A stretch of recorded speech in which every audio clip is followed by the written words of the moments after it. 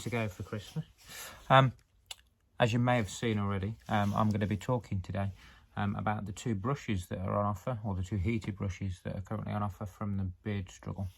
We've got the original 3-in-1, well, I say the original, the second version of the heated beard brush from the Beard Struggle, and the new Carbon X version of the heated brush. I just want to talk to you today mainly about the differences between the two, and which one's better, and if they're worth buying at all, to be fair, which I personally think they are. I've had heated brushes for years. You don't necessarily have to buy one of these ones, but if you're struggling to tame the hairs on your beard, a heated brush is certainly an easy way to get that style and that straight, nice look that you want. I also use mine on my actual hair sometimes. It doesn't work as well as a normal pair of straighteners, but that's probably more user error than anything else. I'm sure you'll find your method. I mean, mine is pretty basic because I'm not a straightening man. I'm new to long hair and new to all these gadgets and gizmos and things. So there we go. Anyway, I've had this brush now for it's got to be at least 12, maybe even 18 months. Before I had this one, I'd got a cheap, nasty one. I think it came from eBay or somewhere like that, maybe Amazon, I'm not sure. It was only sort of 20 odd pounds. So it was cheap and nasty. It had one heating panel with some combs. It did a job, but not a great job. And I decided to take the plunge and purchase one of these, which was the most money I'd spent on a brush like this. This was in the region of about £70, I think. One of the things that attracted me to it initially was the fact that it was wireless. My old one was wired. It appeared to be good, sturdy, nice, good to hold, and it does work really, really well.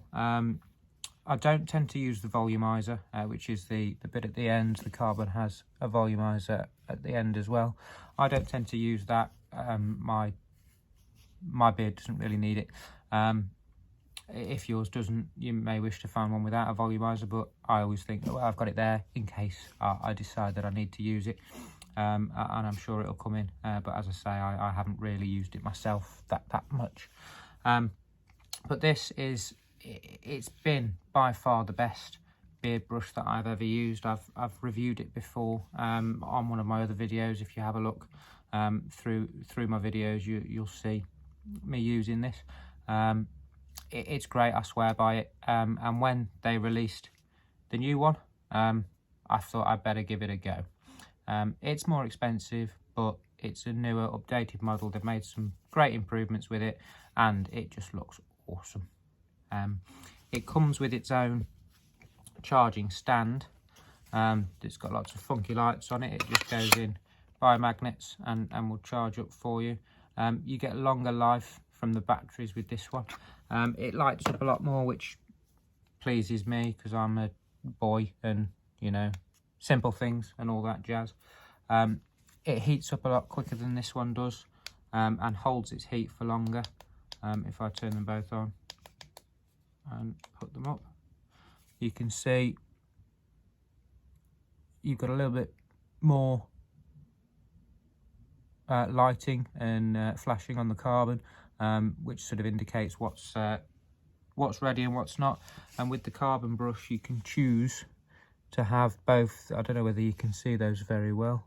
The volumizer logo at the top, and then the brush button. You can choose to have just the brush heating, just the volumizer heating, or both, which is quite good, because if you're not going to use the volumizer, why bother heating it up? This one you can't choose. The Carbon brush is also a lot lighter. It's less chunky on the handle. Some people prefer a chunkier handle, so if you've got big man hands and you like a chunky handle, this one might be the one for you. This one, it's not delicate. It doesn't feel like it might break in the hands of a big Viking. They're both really good quality stuff. This one is as I say, a lot lighter. You can feel that this one probably weighs twice as much as the carbon. Both wireless. This one holds its power for longer, it gets hotter quicker. And due to the difference in weight, and there is a slight difference in thickness and stuff, it's just a little bit easier to use. You do still get the same decent results. They've changed the makeup of the actual brush. I don't know how well that's coming out on my video, but the brush itself is slightly different with different sort of heating system, and the makeup of how the I don't know what you call these, bristles maybe, I don't know, teeth, how the teeth are sort of laid out. And you know, it's just, I mean, this one's hotter already. I know I turned this on a couple of seconds before, but it's significantly hotter already than the old one. And it you know, to get rid of the, I'm just going to turn this one off because I'm not going to use that. To get the heat in to your beard, in order to straighten it and make it look nice and sharp, whilst having the freedom without the cable, and the lightweight ability to just brush and stuff, is absolutely superb.